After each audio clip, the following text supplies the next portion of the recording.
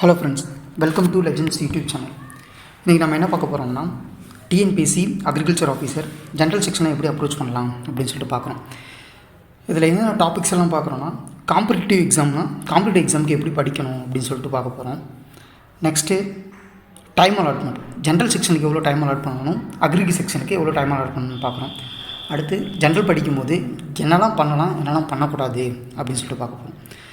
First competitive எக்ஸாம்னு எடுத்துக்கிட்டோம் அப்படின்னா first நம்ம ப்ரீவியஸ் இயர் கொஸ்டினை டவுன்லோட் பண்ணிடணும்.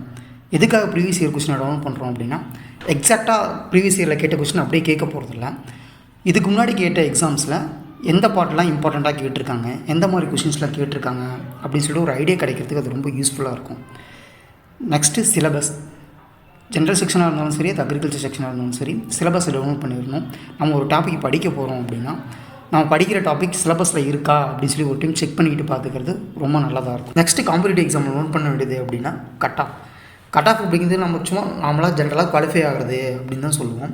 ஆனால் அது ஒரு பியூட்டியே என்ன அப்படின்னா கொஸ்டின் பேப்பர் ரொம்ப ஸ்டாண்டர்டாக இருக்கும். ஒரு லெவல் ஆஃப் மார்க்குக்கு மேலே நம்ம ஸ்கோர் பண்ணவே முடியாது. ஃபார் எக்ஸாம்பிள் டிஎன்பிஎஸ்சி குரூப் 1 எடுத்துக்கிட்டோம்னா 130 140 மார்க்கு, விஏஓ எக்ஸாம் எடுத்துக்கிட்டோம்னா 180 மார்க்கு அப்படிமா ஒரு ஸ்டாண்டர்ட் இருக்கும்.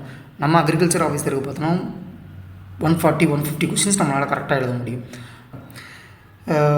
ஸோ இதை எதுக்காக சொல்ல வரோம் அப்படின்னா நம்ம ஜென்ரல் செக்ஷனும் சேர்த்து பார்க்க வேண்டியது இருக்கும். ஜென்ரல் செக்ஷனையும் ஒரு லிமிட்டடான மார்க் வாங்கணுமா அப்போ மட்டும்தான் நம்மளால் ஓவரால் கட் ஆஃபாக ஸ்கோர் பண்ண முடியும்.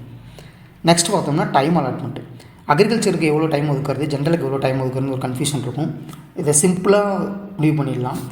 எப்படின்னா 60% வந்து அக்ரிகல்ச்சருக்கும் 40% வந்து ஜென்ரலுக்கும் நம்ம டைம் அலாட் பண்ணிக்கலாம். ஏன் அப்படின்னா 300 மார்க்குக்கு வந்து அக்ரிகல்ச்சர் எழுதுகிறோம், 200 மார்க்குக்கு ஜென்ரல் எழுதுகிறோம். ஸோ 60-40 அப்படிங்கிறது ஈக்குவலான டைம் பர்சன்டேஜாக இருக்கும். அடுத்து வந்து ஜென்ரல் செக்ஷன் படிக்கும்போது என்னெல்லாம் பண்ணக்கூடாது அப்படின்னா ஜென்ரல் வந்து நான் படிக்காமையே பாஸ் பண்ணிடுவேன், சும்மாவே போயிட்டு எழுதுனா ஒரு 40-50 மார்க் வந்துடும் அப்படின்னு சொல்லி நினைக்கலாம்.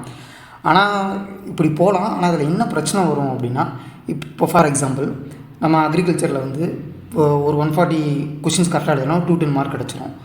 ஜென்ரலில் ஒரு 40 to 45னா ஒரு 290 மார்க் வந்துடும். 290 வந்தது அப்படின்னா நம்ம பார்டரில் நிற்போம். நம்ம குவாலிஃபை ஆகுவோமோ ஆக மாட்டோமா அப்படின்னு சொல்லிட்டு ஒரு டவுட் இருந்துக்கிட்டே இருக்கும். ஸோ என்ன கன்க்ளூட் பண்ணுறோம் அப்படின்னா கண்டிப்பாக ஜென்ரல் படித்து தான் ஆகணும். ஏன் படிக்கணும் அப்படின்னா ஜென்ரல் தான் வந்து டிசைட் பண்ணணும். நம்ம வந்து குவாலிஃபை ஆக மாட்டோமா அப்படின்னு சொல்லி டிசைட் பண்ணுறது ஜென்ரல் தான் டிசைட் பண்ணணும். அடுத்த இம்பார்ட்டண்ட்டான பாயிண்ட்னா ஏதாவது ஒரு புக்கை படித்தா போதுமா, ஏதாவது ஒரு காம்படிஷனில் படித்தா போதுமா, அதில் எல்லா கொஷினும் நமக்கு வந்துடுமா அப்படின்னு சொல்லி நம்ம தேடிக்கிட்டே இருப்போம். ஆனால் அந்த மாதிரி ஒரு விஷயம் கிடையாது. டாபிக்ஸ் வந்து ரொம்ப டைவர்ஸ்ஃபையான டாப்பிக்கு. அதுக்காக நம்ம என்ன பண்ணோம்னா நிறைய டைவர்ஸ்ஃபைடாக படிக்க வேண்டியது இருக்கும். ஏதாவது ஒரு காம்படிஷன், ஒரு இன்ஸ்டியூட் மெட்டீரியலோட காம்படிஷன் எடுத்து படித்தோம் அப்படின்னா கண்டிப்பாக நம்ம ஒரு பெரிய ட்ராப்பில் மாட்டிப்போம். டிஎன்பிஎஸ்சி கொஷின் பேப்பர் செட் பண்ணாங்க அப்படின்னாவே அந்த கொஷினே எந்த ஒரு காம்படிஷன்லேருந்துமே வராது.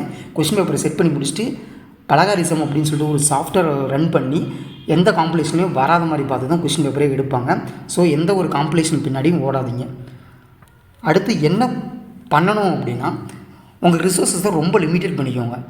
நிறைய புக்ஸ் படிக்காதீங்க. படிக்கிறதுக்கு முன்னாடி என்னெல்லாம் படிக்க போகிறேன், இதுதான் சிலபஸு, இந்த சிலபஸுக்கு நான் இதுதான் படிக்க போகிறேன், இந்த புக்கெலாம் படிக்க போகிறேன், இந்த மெட்டீரியல்லாம் படிக்க போகிறேன் அப்படின்னு சொல்லிட்டு பார்த்துக்கோங்க.